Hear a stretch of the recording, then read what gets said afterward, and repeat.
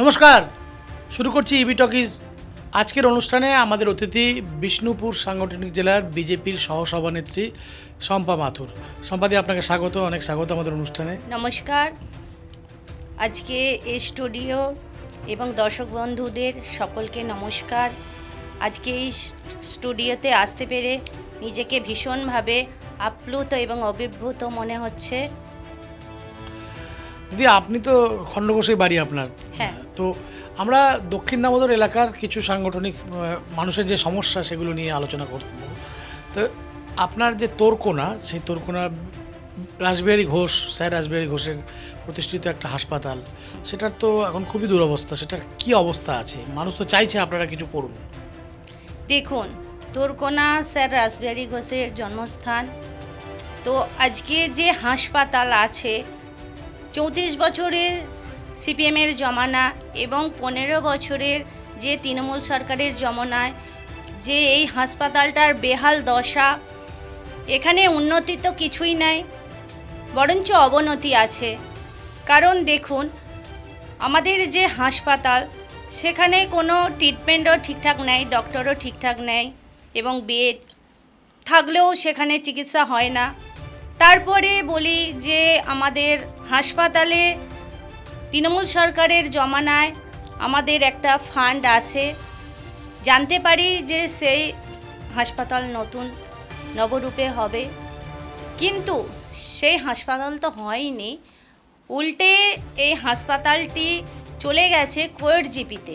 বলেন কি? হাসপাতালেই নেই, হাসপাতাল চলে গেল পঞ্চায়েত। হ্যাঁ, এটাই তো আমাদের অদ্ভুত লাগে যে হাসপাতালের জায়গা হাসপাতাল নেয়। কোয়ের যে জিপি আছে, সেখানে জিপির কাজ হবে না হাসপাতালে ট্রিটমেন্ট হবে? এটাই আমাদের বলার। কারণ দেখুন, জিপির তো সবসময় কাজ থাকে, অঞ্চলের বিভিন্ন রকম কাজ থাকে। আর হাসপাতালের জন্য যে সকাল থেকে রাত্রির পর্যন্ত যে একটা মানুষের অসুস্থ হলে তার পরিষেবা লাগে, এখানে তো অফিসিয়াল টাইম 10টা থেকে 4টে পর্যন্ত এখানে জিপির টাইম। তো একটা মানুষ যদি অসুস্থ হয়, সে কিভাবে পরিষেবা পাবে? আর দেখুন, যে পরিষেবা পেলেও আজকে যদি আমার বাড়ির কোনো এক ব্যক্তি অসুস্থ হয়, তার 10 টাকার ওষুধের প্রয়োজন, সেখানে আমাদের কোয়েট জিপিতে যাওয়ার জন্য ম্যাক্সিমাম 30 টাকা টোটো ভাড়া লাগে। তাহলে সেই মানুষটা যদি 30 টাকা দিয়ে টোটো ভাড়া দিয়ে আমার জিপিতে বিনা পয়সায় চিকিৎসা করাতে যাবে, সেখানে তার ওষুধ কিনে নিতে কিসের অসুবিধাটা আছে?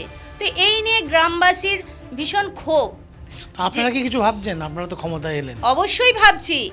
আমরা তো আসার পর 4 তারিখে যখন সরকার গঠন হয়, প্রথমে বলি, আমি কিন্তু যে জানতাম না এই হাসপাতালের জন্য আবার নতুন করে ফান্ড এসছে। আমি প্রথমত এই যে জিপিতে আমাদের হাসপাতালটা আছে, এটাকে আবার তোরকোনায় শিফট করানোর জন্য আমি প্রশাসনের দ্বারস্থ হই এবং বিডিও স্যারের কাছে গিয়েছি এবং বিএমও এইচ স্যারের কাছে গিয়েছি, জেলা সভাপতির কাছে গেছি নিজের সশরীরে এবং রাজ্যতেও গেছি যাতে এটা শিফট করানো যায়। তো যখন আমি বিএমও এইচ স্যারের কাছে গিয়ে জানতে পারলাম যে এখানে নতুন আবার ফান্ডিং হয়েছে হাসপাতালটা নবরূপে হওয়ার জন্য। কিন্তু যেটা হলো, আমাদের যে পুরনো বিল্ডিং আছে, তো সেখানে যে পুরনো বিল্ডিংটা ডিস্ট্রয় করতে হবে, সেটার জন্য কেউ কিছু রাজি হতে চাইছেন না। এর জন্য আমি প্রশাসনের কাছে দ্বারস্থ হয়েছি যে যেভাবেই এটা যদি ডিস্ট্রয় করা যায়, তাহলে আমাদের এই নতুন করে আবার হাসপাতালটি নবনির্মিত করতে পারি। তো এর জন্য আমি আমাদের যে মুখ্যমন্ত্রী সম্মানীয় শুভেন্দু অধিকারী মহাশয়ের আমি দৃষ্টি আনতে চাইছি যে যাতে আমাদের এই হাসপাতালটি নবনির্মিত হয় এবং সুপার স্পেশালিস্ট হাসপাতাল বানানো যায়। সেই জন্য শুভেন্দু দাদার কাছে আমি দৃষ্টি আকর্ষণ করতে চাইছি। আপনার এই প্রতিশ্রুতি আমরা দেখব যে কতটা রূপায়িত হয় মানুষের এই দাবি। আমরা আরেকটা কথায় আসছি। দক্ষিণ দামোদর অঞ্চল থেকে, খণ্ডঘোষ, রায়না থেকে প্রচুর মানুষ বর্ধমান শহরে আসতেন, এখনও আসেন। তো বর্ধমান শহরে এখন আর বাস ঢুকতে দেওয়া হয় না। শহরে তেলিপুকুর পর্যন্তই বাস আসতে পারে। এর ফলে যে সমস্যা হয়েছে, এর ব্যাপক মানুষের মধ্যে ক্ষোভ রয়েছে। এইটা নিয়ে কি আপনাদের কোনো ভাবনা আছে? অবশ্যই ভাবনা আছে। আমরা জানি যখন তৃণমূল সরকার আসে, তখন এই যে আমাদের আগে কার্জন গেটে আমাদের বাস স্টপ ছিল, তো আমাদের ওখানে সে মতো আমাদের কার্যক্ষেত্রে যে কাজের জন্য বা যেসব ব্যবসাদার আছেন তাদের মালপত্র নেওয়ার জন্য আমাদের বর্ধমান শহরে নিয়মিত যাত্রা যোগাযোগ ব্যবস্থা করতে হয়। তো যখন আমাদের তৃণমূল সরকার যে এখানে বর্ধমানে একজন বড় ডন মাফিয়া, হ্যাঁ বলতে মুখে মানে কষ্ট আবহাওয়া একটা ভাষায় বোঝাতে পারছি না, নামটা নিতে অসুবিধা হচ্ছে, যে খোকন দাস একজন ডন মাফিয়া, তার এখন কোমরে দড়িও পড়ে গেছে, আপনারা সকলেই দেখতে পাচ্ছেন।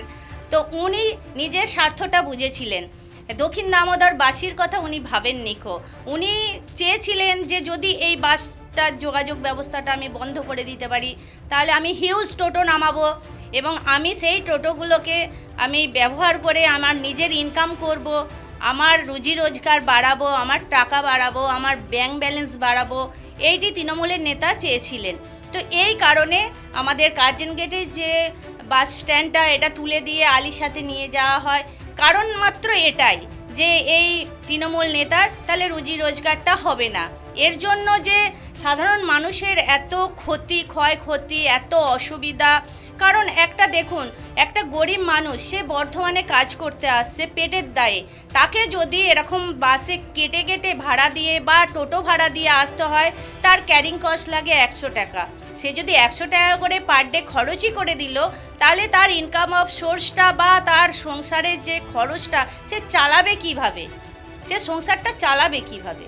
একেবারেই আমরা এদিকেও লক্ষ্য রাখবো। আমাদের আর একটা সমস্যা আছে দক্ষিণ দামোদরের, সেটা হচ্ছে মানুষ যখন যাতায়াত করেন তখন কৃষক সেতু তার বয়সের ভারে সে জরাজীর্ণ। বামফ্রন্ট যখন এসেছিল তখন এটার উদ্বোধন হয়েছিল, প্রায় 50 বছর হতে চলল, 50 বছরের কাছাকাছি বয়স তার। তো একটা শিল্প সেতু হবে বহুদিন ধরে শুনছি, তো আপনি কি এই ব্যাপারে উদ্যোগী হবেন বা আপনারা এটা নিয়ে কিছু ভাবছেন?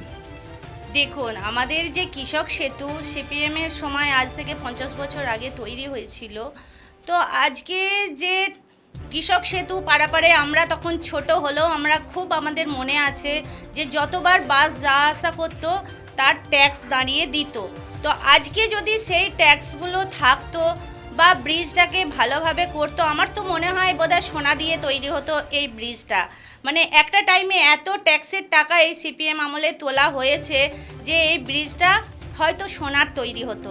তো আজকে দেখুন যে এই যে ব্রিজটা 50 বছর ধরে আছে, তো ক্ষয়ক্ষতি এমনই বেহাল দশা, এই ব্রিজে যাওয়া যায় না, হাজার দিন ব্রিজে মেরামত হয় এবং গাড়ির যে চাপ, সেখানে একটা গাড়ির লাইন লেগে যায়, মানুষের যাতায়াতের সমস্যা হয়। তো আমাদের প্রধানমন্ত্রীজি বলেছেন অবশ্যই এই কৃষক সেতুকে তৈরি করার জন্য ফান্ডিং করছেন এবং এই কৃষক সেতু অবশ্যই আবার নতুন রূপে হবে, এটা আমরা জানি। ভালো খবর, কৃষক সেতু যদি হয় তাহলে শুধু দক্ষিণ দামোদরের মানুষের উপকার হবে না, এটার সাথে উত্তরবঙ্গ এবং দক্ষিণবঙ্গের যোগাযোগ নতুন করে স্থাপিত হবে এবং এই শিল্প সেতু শিল্প বান্ধব হিসেবে গড়ে উঠবে এবং প্রচুর মানুষের উপকার হবে। আচ্ছা, এবার একটা সাংগঠনিক প্রশ্নে চলে আসি, খণ্ডঘোষে হারলেন কেন? ওখানে তো তৃণমূলের গোষ্ঠীদ্বন্দ্ব ছিল। দেখুন, তৃণমূলের গোষ্ঠীদ্বন্দ্ব হোক বা যা হোক, সেটা যেমন আমরা প্রথমেই রাজ্যের কাছে বলেছিলাম যে আমাদের খণ্ডঘোষ বিধানসভার আমাদের বহু দিন থেকেই ভূমিপুত্র কোনো টিকিট পায় না, তো সেই হিসাবে বারবার জানানো হয়েছে। তারপরেও আমাদের কিন্তু বহিরাগতই সেই টিকিট পেয়েছে, আমাদের কিন্তু ভূমিপুত্র কেউ টিকিট পায়নি। তো এর জন্যই হয়তো আমাদের এই হারটা হয়েছে, মানুষ মেনে নিতে পারেনি যে বহিরাগত এসে এখানে টিকিট নিয়েছে। হ্যাঁ, যদি আজকে আমি বলি, যদি আমাদের কার্যকর্তা যে কেউ এখানে টিকিট পেত ভূমিপুত্র হিসাবে, আমার মনে হয় আমরা 100% খণ্ডঘোষ বিধানসভা থেকে আমরা বিধায়ক পেতাম। আচ্ছা, আপনাদের দলের সভাপতি বলছেন যে ভালো তৃণমূলদের দলে নেওয়া হবে, আপনার ভালো তৃণমূল পেয়েছেন খুঁজে? দেখুন, তৃণমূল তো ভালো হয় না, কারণ এখনকার তৃণমূল যেটা ছিল সেখানে ভালো বলে কিছু নেই। আমার যেটা মনে হয়, যখন তৃণমূল আসার আগে যেই সব ব্যক্তিরা তৃণমূল দলটা করতে নেমেছিল, সেই ব্যক্তিরা কিন্তু আজকে ছিল না। সেই ব্যক্তিগুলো তৃণমূল দলটাকে নিয়ে এসেছিল পশ্চিমবাংলায় ক্ষমতায়, কিন্তু সেই ব্যক্তিদিকে তাদের ক্ষমতায় আসার পরই তাদেরকে সরিয়ে দেওয়া হয় বা ওদের অত্যাচার এমন জঘন্য যে জানি আমরা আমাদের পশ্চিমবাংলায় যে মহিলাদের কিভাবে ধর্ষিত হতে হয়েছে, কিভাবে মায়ের কোল খালি করে দিয়েছে, ভোটের সময় কিভাবে রক্তাক্ত করেছে, এই নোংরা রাজনীতি যেসব ভালো মানুষ তৃণমূলে ছিল তারা হয়তো মেনে নিতে পারেনি, তার জন্য তারা সাইড হয়ে গেছেন। এটাই হয়তো আমাদের রাজ্য সভাপতি এটাই বলতে চেয়েছেন যে এটাই ভালো তৃণমূল, যারা যদি থাকে হয়তো তাদেরকে নেওয়া যেতে পারে। এটা দল ভাববে দলের মতো করে। তো অপার্থিব ইসলাম তো ফাগুন ইসলাম জানলাম ভোটের আগে বিক্ষুব্ধ হয়েছিলেন, বিক্ষোভটা সরাসরি চলে এসেছিল, তো তার প্রতি কি আপনারা কিছুটা নরম? না, আমরা অপার্থিব ইসলাম ওনাদের সঙ্গে যে ওনাদের এমএলএ বা বিধায়ক যে ওদের সম্পর্ক, ওদের সঙ্গে আমাদের কোনো সম্পর্ক ছিল না, কারণ আমরা আমাদের মতো দল করেছি। আর বলবো কি যে এখন আমাদের শুধুমাত্র আমরা বিজেপিটা করেছি বলে আমরা বলতে পারি না যে আমাদের জন্য এই পরিবর্তন হয়েছে, কারণ আমরা জানি যে জনগণ যে তৃণমূলের থেকে অত্যাচারিত হয়েছে দিনের পর দিন, অভয়াকাণ্ড, হাঁসখালি, তারপরে সন্দেশখালির ঘটনা, দিনের পর দিন মহিলাদের উপর অত্যাচার, তারপরে বেকারত্বের জ্বালা, মানুষের এত অত্যাচারিত হয়েছে যে শিক্ষকদের রাস্তায় ফেলে পেটানো হয়, মানে স্কুল বন্ধ, সরকারি স্কুল বন্ধ, বাচ্চাদের পড়াশোনা এইভাবে ক্ষতি হচ্ছে। এই রকম মানুষ অত্যাচারিত হতে হতে ঘেন্নায় ওদের কাছ থেকে মুখ ফিরিয়ে নেয়, তার জন্য আজ জনগণ পরিবর্তন করেছে। তার সাথে সাথে আমরা তো আছি, আমাদের সাথে সাথে জনগণ যদি না আমাদের হাতে হাত মেলাতো তাহলে আমরা এই বিপুল ভোটে জয় অবশ্যই করতে পারতাম না। প্রচুর লোক 4 তারিখ বিকেল থেকে, গত 4 তারিখ বিকেল থেকে, 4 মে বিকেল থেকে বিজেপি হয়েছে হঠাৎ করে।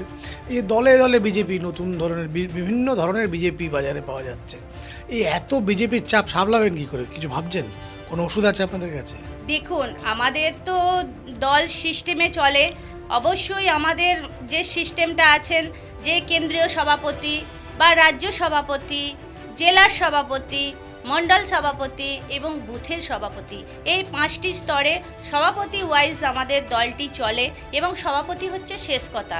তো এই যে আপনি বললেন 4 তারিখের পর প্রচুর বিজেপি, এখানে দেখবেন আপনাদের এটা বলছি, এটা হচ্ছে আপনার তৎকাল বিজেপি, মানে যারা সিপিএম ছিল, যারা তৃণমূলের বি টিম ছিল, বা কোনো একটা দলে তাদের নিজেদের মধ্যে নিজেদের দ্বন্দ্ব, সেই দ্বন্দ্ব মেটানোর জন্য সব 12টার পর থেকে গেরুয়া আবির মেখে গলায় উত্তরীয় নিয়ে এরা সেই রকম বিজেপি হয়েছে।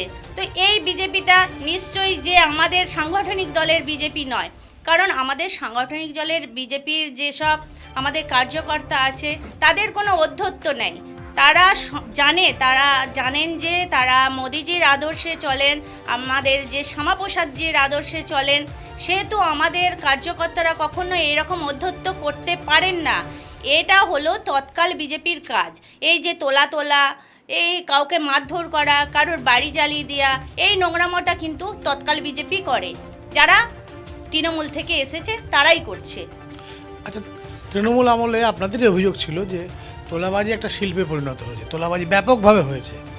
তো এখন তো আপনারা ক্ষমতায় এসছেন, এই তোলাবাজি যাতে আপনাদের গ্রাস না করে, আপনাদের মধ্যেও তো ছোটকো ছাটকা বিভিন্ন জায়গায় শোনা যাচ্ছে তোলাবাজির অভিযোগ, এই ব্যাধিটা যাতে আপনাদেরকে গ্রাস না করে সেই জন্য কি কিছু ভাবছেন আপনারা? সেই জন্য ভাবছেন বলতে আমাদের তো রাজ্য সভাপতি বলেই দিয়েছেন, আমাদের রাজ্য সভাপতি যে নির্দেশ দিয়েছেন আমরা একদমই তা পালন করব। আমাদের রাজ্য সভাপতি নির্দেশ দিয়েছেন কোনো তোলাবাজি চলবে না, কোথাও মিলে গিয়ে, কোথাও বালিখাতে গিয়ে, যেখানে এই তোলাবাজি হবেন একদম রাজ্যে যদি আমরা কমপ্লেন করি, রাজ্য সভাপতি তার এগেনস্টে স্টেপ নেবে এবং তাকে সাসপেন্ড করা হবে। তো আমি বলি কি, আমাদের যারা অ্যাকচুয়াল ভারতীয় জনতা পার্টির কার্যকর্তা, তারা দিনের পর দিন অত্যাচারিত হয়েছে, তাদের ঘরদুয়ার ভাঙা হয়েছে, তারা মার খেয়েছে, তারা এই অন্যায়টা কখনোই করবেন না যে আমি সামান্য তোলা তুলে আমার যে মানে ডেজিগনেশনটা আছে সেটা আমি নষ্ট করব। সেটা আমাদের ভারতীয় জনতা পার্টির কোনো কার্যকর্তা আশা করি এরকম করবেন না। চারদিকে তো প্রচুর গ্রেপ্তার চলছে, আপনাদের খণ্ডঘোষ একজন গ্রেপ্তার হয়েছেন, তো এইভাবে যে গ্রেপ্তার হচ্ছে এটা একটা রাজনৈতিক প্রতিহিংসা নয় কি মনে করেন? না, এটা তো দেখুন, রাজনীতি প্রতিহিংসা যদি হতো তাহলে তো আমাদের জেতার পর 4 তারিখের পর আমরা এদেরকে টার্গেট করে মারতে পারতাম, এদের ঘর জ্বালিয়ে দিতে পারতাম, এদের ঘর ভাঙচুর করতাম, এদের ফ্যামিলির উপর অত্যাচার করতাম। কিন্তু আমাদের এটা রাজনৈতিক নয়, কারণ এরা যে অন্যায়টা করেছে এবং যে কাটমানি দিনের পর দিন টাকা যেসব তছরূপ করেছে তার এগেনস্টে যে তারা অ্যারেস্ট হচ্ছে, এটা তো দলের কোনো ভাবমূর্তি নষ্ট হওয়ার কথা নয়, কারণ যে অন্যায় করেছে সে তো সাজা পাবেই। খণ্ডঘোষ এলাকা কৃষিপ্রধান এলাকা, কৃষিতে চাষিদের ফসলের দাম নেই। এবার 100 টাকা প্যাকেট আলু বিক্রি হয়েছে, ভয়ঙ্কর খারাপ অবস্থা। ধানের সবসময় দর পাওয়া যায় না। এখানে একটা সুগন্ধি ধানের চাষ আছে আপনাদের এলাকায়। কৃষকের সমস্যা সমাধানের জন্য আপনারা কি কিছু ভাবছেন? অবশ্যই আমাদের মোদিজি ভেবে রেখেছেন, কারণ আমাদের যে ইলেকশনের আগেই এটা মোদিজি বলেছিলেন যে কৃষকদের ফসলের ন্যায্য মূল্য পাবে এবং ডিবিসির 2 বার করে জল পাবে, যাতে কৃষকদের চাষ করতে সুবিধা হয়, জল যাতে না কিনতে হয় তার জন্য 2 বার করে জল দেওয়া হবে এবং কৃষকের ফসলের ন্যায্য মূল্য দেওয়া হবে এবং রাসায়নিক সারের দাম কম হবে। এটা তো আমাদের প্রধানমন্ত্রীজির প্রকল্প, এটা তো প্রধানমন্ত্রীজি অবশ্যই এই প্রকল্প শুরু করবেন, কারণ যেসব প্রকল্প আমাদের জানেন যে 3000 টাকা অন্নপূর্ণা যোজনা বা এই 5 লক্ষ টাকার যে আয়ুষ্মান ভারতের কার্ড বা 125 দিনের জব কার্ড, এগুলো কিন্তু আমাদের প্রধানমন্ত্রীজি ভোটের আগে ইস্তাহার দিয়েছিলেন। সেই মতো আমাদের একে একে আমাদের যে মুখ্যমন্ত্রী শুভেন্দু অধিকারী মহাশয় উনি শুরু করে দিয়েছেন, বা আমাদের যেসব প্রকল্প মোদিজি ইস্তাহার দিয়েছেন সেগুলো তো অবশ্যই করবে। দিদি, এই অন্নপূর্ণা যোজনা নিয়েই বলছি যে অন্নপূর্ণা যোজনায় যারা ফর্ম ফিল আপ করেছিলেন তাদের অনেকেরই কালকে টাকা ক্রেডিট হয়েছে, কিন্তু আবার অনেকের হয়নি। 12 পাতার ফর্ম, একটা লম্বা ফর্ম, হয়রানি হচ্ছে। তো যাদের হয়নি তাদেরকে কি বলবেন? যাদের হয়নি তাদেরকে বলবো ভয় পাওয়ার কিছু নেই, কারণ এটা দেখতে 12 পাতার ফর্মটা আমরা নিজেরাও ভারতীয় জনতা পার্টির পক্ষ থেকে আমরা প্রত্যেক দিন ক্যাম্প করছি এবং যেসব সাধারণ মানুষ আছেন যাদের ভয় পাচ্ছেন তাদের ফর্ম আমরা ক্যাম্প করে ফিল আপ করে দিচ্ছি প্রত্যেক দিন। তো এইভাবে করা হচ্ছে, কারণ এই ফর্ম ফিল আপের কোনো ভয় নাই। এটা কিছু মানুষ আছে যে বলতে পারেন তৃণমূলেরই এটা ভয় খাওয়ানো হচ্ছিল, কিন্তু মানুষ বুঝে গেছে যে গতকাল 3000 টাকায় যাদের অ্যাকাউন্টে ঢুকেছে, যারা ফর্মটা ফিল আপ করে অঞ্চলে জমা দিয়েছে তাদের অ্যাকাউন্টে 3000 টাকা ঢোকার পর আর আশা রাখছি যে কোনো মানুষের ভয় নাই। এখন অঞ্চলে আজকে এত ভিড় জমা দেওয়ার জন্য এই ফর্ম, তো তাহলে ভয় কোথায়? এখন তো জয়, এখন তো আমাদের মোদিজি সরকারে ভয় আউট, ভরসা ইন। ভয় আউট, ভরসা ইন বলছেন শম্পা মাথুর। আমরা নজরে রাখবো। আমরা এবার চলে যাব একেবারে র্যাপিড ফায়ার রাউন্ড। আপনাকে ছোট ছোট প্রশ্ন, তার ছোট ছোট উত্তর। মোদিজি না অমিত শাহ, কাকে আদর্শ মনে করেন? দেখুন, আমাদের যে দলের আদর্শ, তো অবশ্যই আমরা সকলকেই আমি ভগবানের মতো ভালোবাসি। আমাদের নরেন্দ্র মোদীজিকে তো আমি ভগবান রূপে দেখি, কারণ উনি আমাদের প্রধানমন্ত্রী নয়, আমি তো ওনাকে মানে ভগবান রূপে প্রণাম করি এবং আমি মনে করি আমার ভগবান হচ্ছেন নরেন্দ্র মোদীজি। এবং তার সাথে সাথে অমিত শাহজি, উনি রাজনৈতিক দিক থেকে যেসব বুদ্ধি দিয়েছেন বা আমাদের পশ্চিমবাংলায় উনি এসেছিলেন এই ইলেকশনের আগে, তো সেহেতু আমাদের জয় তো অবশ্যই হয়েছেন। আচ্ছা, রাজ্যের ক্ষেত্রে শ্রমিক ভট্টাচার্য না শুভেন্দু অধিকারী? দেখুন, সাংগঠনিক দিক থেকে বলতে গেলে আমাদের যে রাজ্য সভাপতি শ্রমিকদা আছেন উনি সংগঠনের খুবই ভালো, ওনার সংগঠন যে উনি পালন করছেন ওনার কথা মতো আমরাও সেরকম সংগঠনই ওনার নির্দেশে করছি। আর যেটা বলছেন আমাদের মুখ্যমন্ত্রী হচ্ছেন শুভেন্দু অধিকারী মহাশয়, উনি তো মুখ্যমন্ত্রী সরকারে আছেন, তো উনি যেসব সরকারে মোদিজি প্রকল্প দিয়েছেন আমাদের পশ্চিমবাংলার জন্য, উনি শুরু না হতে হতেই 1 মাস হয়নি উনি আমাদের যথেষ্ট কাজ করে চলেছেন এবং মানুষের পরিষেবা দিতে চলেছেন বা দিচ্ছেন, এর জন্য আমরা গর্বিত। জ্যোতিবাবু না বুদ্ধদেব ভট্টাচার্য, কাকে ভালো লাগে? দেখুন, সিপিএমটা তো আমি করিনি, সেহেতু আমি বলতে পারবো না এনাদের মধ্যে কাকে ভালো লাগে। লাল না গেরুয়া, কোন রংটা পছন্দ? অবশ্যই গেরুয়া। মাছ না মাংস, কি খেতে ভালোবাসেন? মাছ খেতে, বাঙালি মানেই মাছ। আচ্ছা, গান শোনেন তো? হ্যাঁ। কি ধরনের গান শুনতে ভালো লাগে? রবীন্দ্রসঙ্গীত। আর সিনেমা দেখেন? হ্যাঁ, কাকে সিনেমা প্রধান পছন্দের নায়ক কে? পছন্দের নায়ক উত্তম কুমার, সুচিত্রা সেন, তারপরে মিঠুন চক্রবর্তী আছেন। আর গায়িকা গায়ক? গায়িকাও আপনার যে ওই আপনার ওই ইন্দ্রাণী গাঙ্গুলি, লতা মঙ্গেশকর, তারপরে আপনার আশা ভোসলে। এসব প্রিয় বন্ধু? প্রিয় বন্ধু বলতে পারি আমি রাজনৈতিক দিক থেকে সকলেই আমার বন্ধু। প্রিয় নেতাকে? প্রিয় নেতা হিসাবে দেখতে গেলে আমাদের নরেন্দ্র মোদীজিকেই ভাবি আমাদের প্রিয় নেতা। মনে রাখার মতো ঘটনা? মনে রাখার মতো ঘটনা দেখুন, আমাদের যেসব আমরা রাজনৈতিক করতে এসে আমাদের যেসব অভিজ্ঞতা হয়েছে, আমার মনে থাকবে যে 18 পঞ্চায়েতের ঘটনা। আমার নিজের উপর 18 পঞ্চায়েতে আমি নমিনেশন করতে আসি, সেখানে আরটিসি হলেতে যে এই খোকন দাস এবং উত্তম সেনগুপ্ত তার সমস্ত তৃণমূল নেতারা আমার উপর যেভাবে মানে অত্যাচারিত করে এবং আমাকে শ্লীলতাহানি করে, এই দিনটা আমি কোনো দিনও ভুলবো না। এই দিনটা আমি যতদিন বাঁচবো আমার মনে থাকবে। এবার একটা শেষ প্রশ্ন, সেটা হচ্ছে আমরা সবাই শুনেছি যে কৃষ্ণপুর কুকরায় রাজ্যের বর্তমান মুখ্যমন্ত্রী শুভেন্দু অধিকারী তাদের আদি বাড়ি, তাদের পরিবারের। তো যদি কখনো দেখা হয়, যদি কখনো সুযোগ হয়, আপনি কি চাইবেন উনি এখানে আসুন? অবশ্যই আসবেন উনি, কারণ ওনাকে আমি নিজেই যে পরিবর্তন যাত্রা হয়েছিল, ওনার যে বর্জরা বিধানসভায় একটা সভা ছিল, তো উনি শাসপুর পর্যন্ত এসেছিলেন পরিবর্তন যাত্রায়। তো আমি দাদাকে যখন বলেছিলাম যে দাদা একবার খণ্ডঘোষ চলুন, আমাদের রাসবিহারী ঘোষের জন্মস্থান, ওনার প্রতিকৃতিতে একটা মালা দেবেন, দিয়ে চলে আসবেন। তো দাদা সেদিন বলেছিলেন যে আমি তো খণ্ডঘোষ যেতেই চাই, আমি তো কখনো খণ্ডঘোষ যাইনি। তো দাদা খণ্ডঘোষে অবশ্যই আসবেন, আমার দৃঢ় বিশ্বাস। অনেক ভালো লাগলো সম্পাদি আপনার সাথে কথা বলে। আবার আপনার সাথে নিশ্চয়ই কথা বলবো। আমাদের পডকাস্টে আসার জন্য আপনাকে অনেক ধন্যবাদ। ধন্যবাদ সকলকে।